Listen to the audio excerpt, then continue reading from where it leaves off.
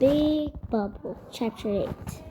We took the elevator up to the main deck and sat down on the table.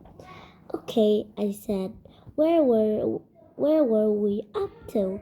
Oh, that's right, once upon a time. Now, let me see. Once upon a time, there was help me out here, Terry. Once upon a time, there was what? Whatever, signed Terry. I don't care. I can't work. I'm too sad. I know Mermaida was a sea monster, but I really liked her when she was a mermaid. Gloom. How about a marshmallow? I said. Would that help? I'll call the machine over. Nah, said Terry. I'm tired of marshmallows. Maybe you just need a change. I said.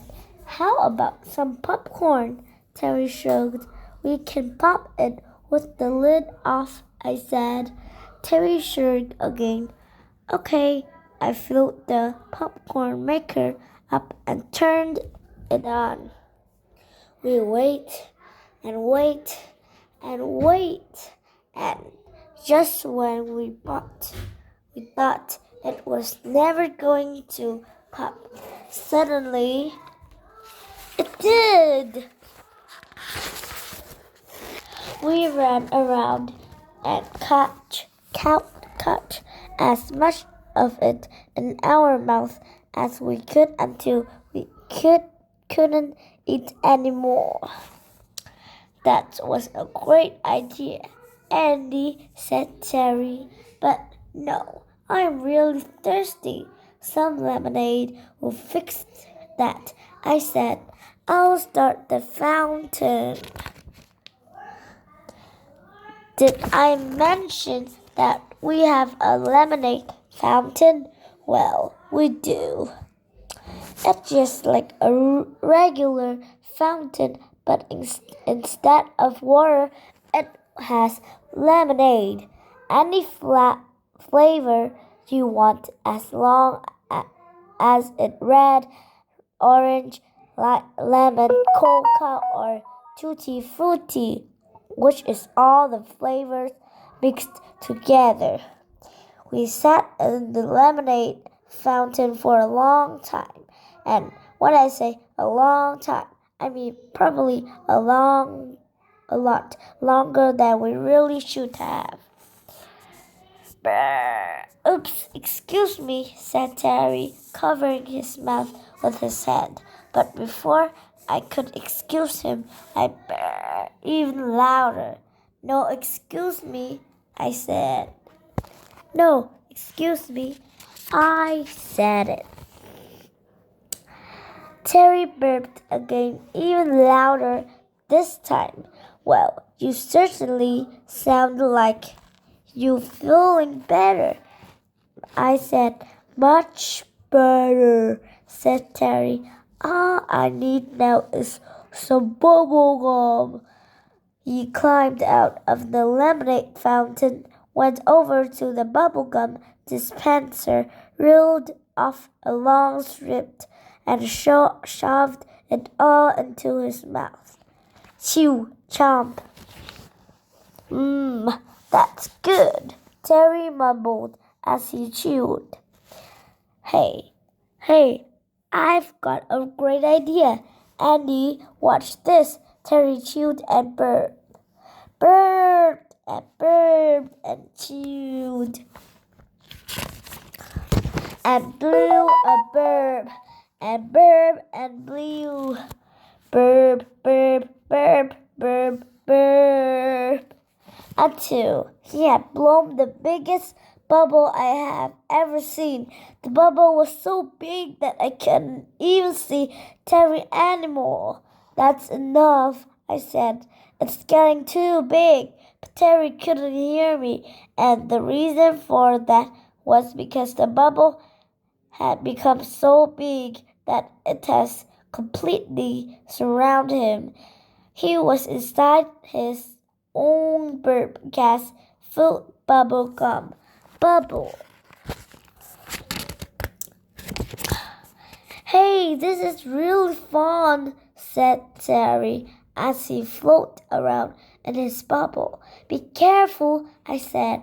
What could possible go wrong? He said, and then he began to float higher and higher up into the air. Help! He cried. Don't worry, I called to him as float up and away from the treehouse. I'll save you. I took a running jump at the closest vine and swung out as far as I could to try catch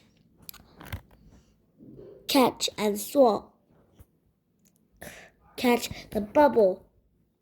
It was a good swing, but not quite good enough. My head closed up thin air and Terry continued to float away, higher and higher into the sky.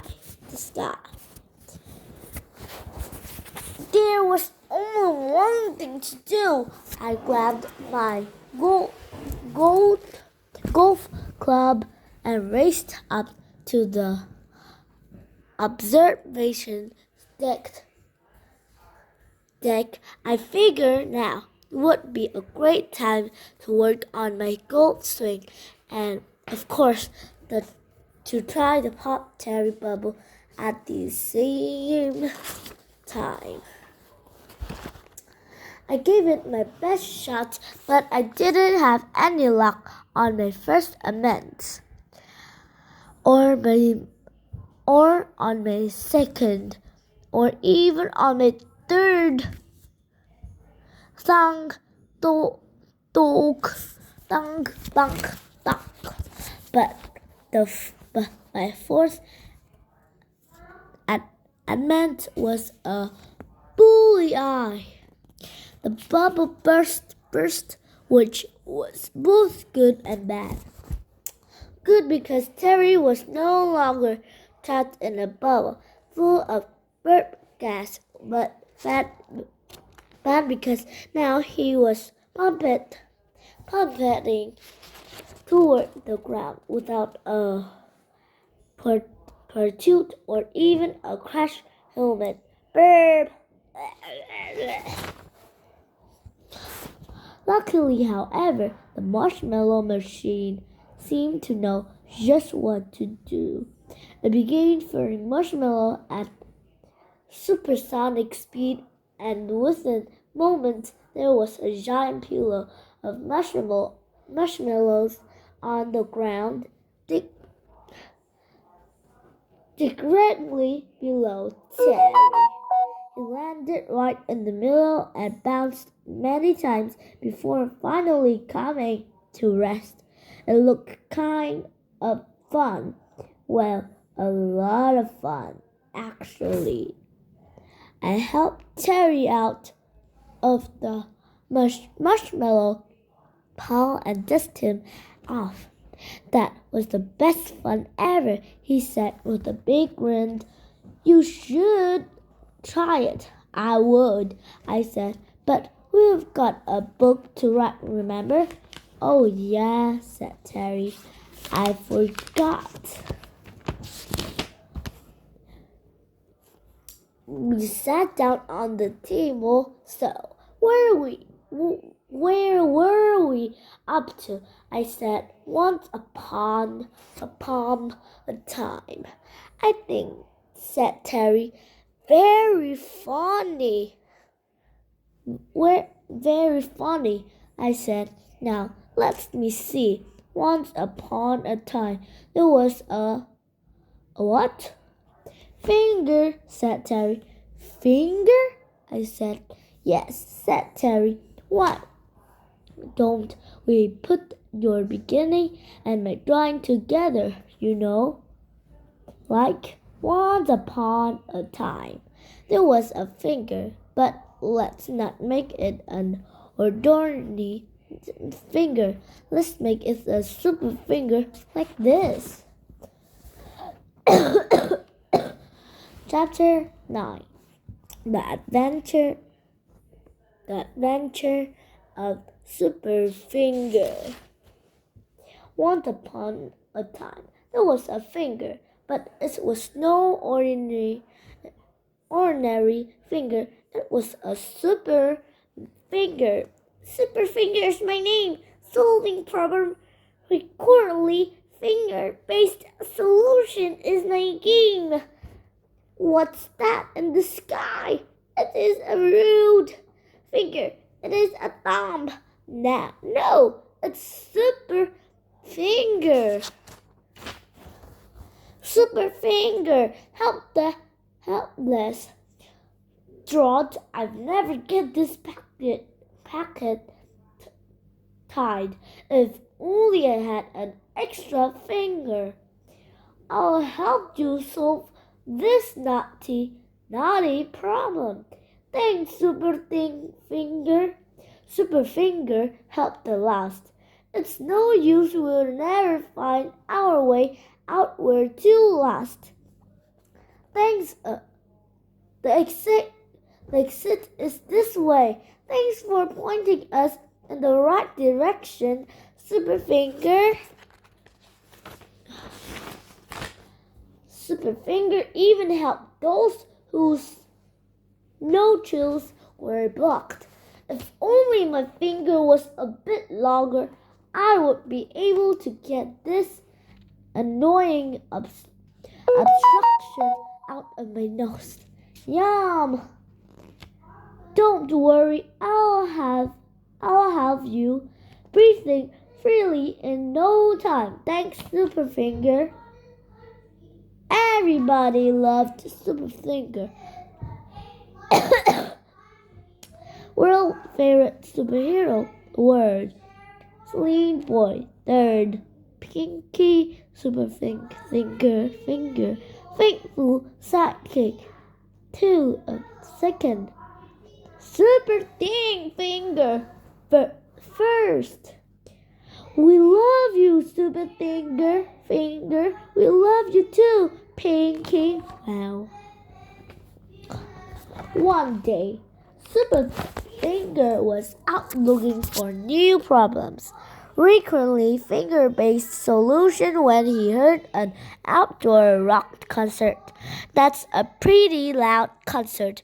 I better go down and see if anyone needs their ears blocked. Flying in for a close look, Super Finger could see that on stage was his favorite guitarist, Jimi Hendrix. Oh great, I love Jimi Hendrix. His hand has got the superest fingers of all.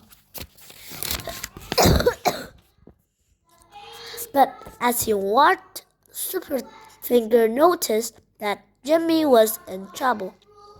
He started a guitar solo that was so epic he didn't have enough fingers to play it. If only I had an extra finger to really kick this epic guitar solo into overdrive.